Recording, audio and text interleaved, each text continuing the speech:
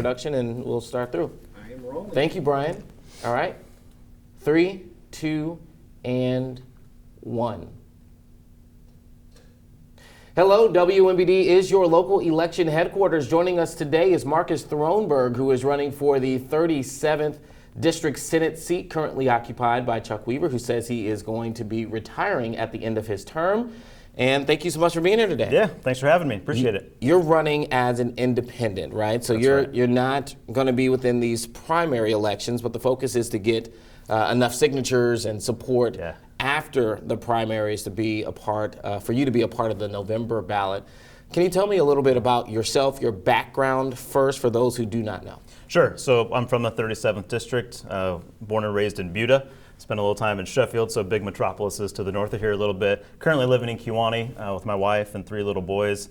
Was in the ag business world for about 10 years, then planted a church and was a lead pastor there for about 5 years. And now I'm actually looking to enter into the education system and be a high school social studies teacher. And so, that's my background. I love where I've grown up and where I live, and just the amount of just family and friends in this area, and so excited to have the opportunity to represent them in state government. And that's my follow-up question. What was it that pushed you from pastor? You have also a background being on county board as well. Sure. What has kind of led you in the direction to wanting to be a state senator? That's interesting, and I've done a lot of self-reflection on that because I think there's a lot of components to it. You mentioned the pastor thing. You know, as pastor, you get a sense of the needs in your community in a really unique way, maybe outside of like first responders, law enforcement. They have a really unique understanding, I think pastors too. I think this is another way for me to help people, maybe at a little different distance, but to help people nonetheless, and that's something, I love people, and I ultimately want to help them, and so this is a way to do that. I think the recognition that our two-party system right now is not working. It's toxic. It's hyper-partisan to where I question our ability to really work together, find common ground, and find solutions to really important problems, which the reality is Illinois has some of those. And so that's what really kind of moved me in this direction. The reality of our state is we should really be rocking it. I feel like you look at the natural attributes of our state, you look at the great cities we have, the companies we have here, I mean, just the people we have, I think a resilient people. You know, we live through brutal winters and then survive through sweltering summers. I mean, we have all these great things, we should be rocking it, and yet from a state level, we're not. Locally, I think we are. And we see wonderful spirit in our communities. People really have a lot of pride and care about their communities, but at the state level, that's just missing.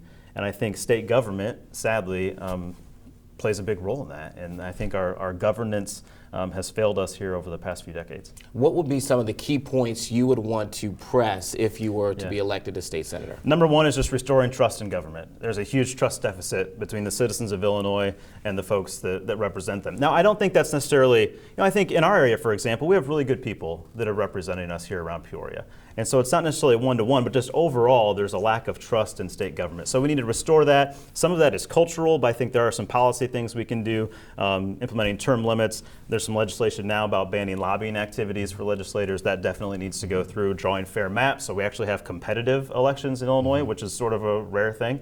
And so I think there are some policy things we can do to start restoring that trust, because we need to do that if we're going to tackle these real issues we have largely around the budget. But that trust needs to be restored first. A large part of being in Illinois politics and politics in general is how you navigate. You are criticizing the two-party system, but the reality is that is the culture, and that's the standard in which we have here in the state of Illinois. You're coming in as an independent. You're aligning yourself with the alignment party, which is kind of a mixture of a lot of different views. How do you plan to navigate through that? And if you are elected, is there the possibility that you would choose a party to be a part of, or would you stay independent? You know, something that's people are always asking me that question, and it just depends on the issue. I really have been politically homeless, where there's a lot of Republican things that I like from an ideological perspective. There's Democratic things that I like, and so I've been in the middle. That's just where I need to be, because I'm kind of issue to issue. It just depends. I think from a legislation perspective, there's a lot of common ground to be found, I think, between both parties. It's just I'm not sure we have an environment and a system that allows them to really act on that common ground. And so I think, and if you talk to legislators, I've talked to some of them, they feel that frustration. They want to do more together. I think the current system, as it's set up, doesn't necessarily allow for that. And so it's funny, I had an event last night, and somebody brought up a similar question about how it seems like there are good people that get into politics, but once they get there, they're not able to really do the things that they set out to do. And I think that's very true. It's a concern I have for myself. But I think if we start to change that system, and I think an independent getting in there and people recognizing, hey, there's an appetite to actually work together and not be pulled to these ideological extremes to actually solve problems. I think me getting in as an example of that is really going to change the dynamic of state politics. I can't do that on my own. I don't have, that's ridiculous. But I think having that presence in state government is going to open the door to all kinds of other people like me, other people that might associate with a certain party, recognizing, hey, I've got common ground in all these spaces. Let's focus on that and actually solve the problems we have in this state.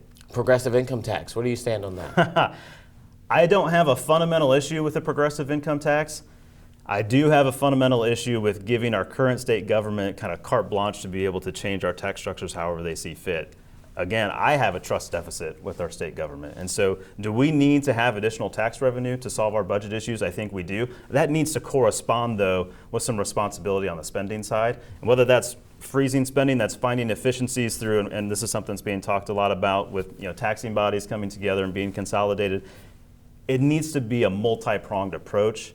Progressive income tax is not going to solve our state budget issues. And my concern is if we open that Pandora's box, our state government is going to think here we go, now we can solve our problems. And that's just not going to happen. Anything we do has to be also co-opted with economic growth, I think. So Illinois, we should be rocking it. We're not. We're actually growing much slower than other states economically. So anything we do needs to make sure we're not cutting back on that economic growth, because we're going to have to increase that tax base to get out of this hole that we're in. All right, one question that I have, again, about two parties. If you could choose something from each side that you would change in their fundamental positions at this point, what would it be? Ooh, that's good. Well, so again, there's a lot of common ground here. I think on the Republican side, I've been kind of disheartened at their approach to climate change, which is a real thing that we have to address. And if we're not going to be responsible enough to address it, we're putting that on our kids. And there's some budget things that are that same way. So that's a big one on the Republican side that I just can't agree with. I think on the Democratic side, to be honest, the pro-life perspective,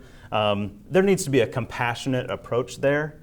But there's just a way that we communicate about that issue that just really troubles me. And again, I think there's a lot more common ground there than we think that there is. But the Democratic platform, there's not a lot of room for somebody who's pro-life like I am, and so that's a problem for me. All right, one last question to you. Again, why do you believe that people should vote for you when that time comes? Again, you still have to get enough signatures to get on the ballot, assuming that you're able to do that.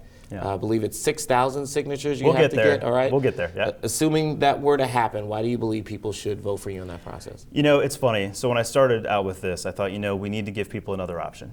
We need to get a different kind of politics where somebody who's going to listen to all sides and bring together the best perspectives of all sides for the sake of good governance.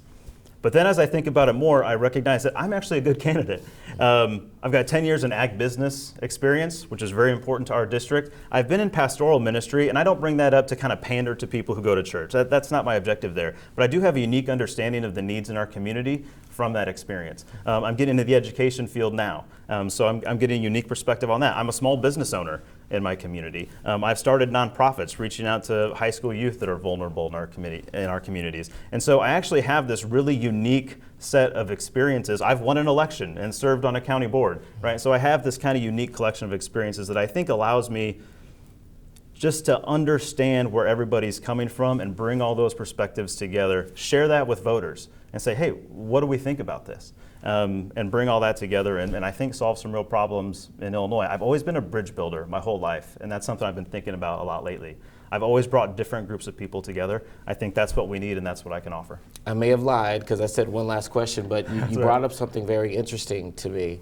I don't know when your track is in terms of finishing your education, but let's say you're coming close to finishing at this point. Yep. Would you postpone becoming a teacher if you were to be elected, or Yeah. how does that work? So it is kind of interesting. I may be the first state senate candidate who is also student teaching at the same time, because that's what I'll be doing this fall. I'll be a student teacher while campaigning for state senate. So of course, when I win in November 3rd, I'll go and step into the Senate and I'll teach later. If I would happen to lose, I'll go ahead and start teaching right away. So it works out really well from that perspective. And as I joked about earlier, I know you're not supposed to talk about the possibility of losing when you're a candidate. The reality is, if that would happen, I've gotten the best civics lesson somebody could possibly get. So I would imagine that would be the case. That's right. All right, Marcus Throneburg, running for the 37th District of State Senate. Best of luck to you. All right, appreciate it. Thank you. Absolutely. Thank you.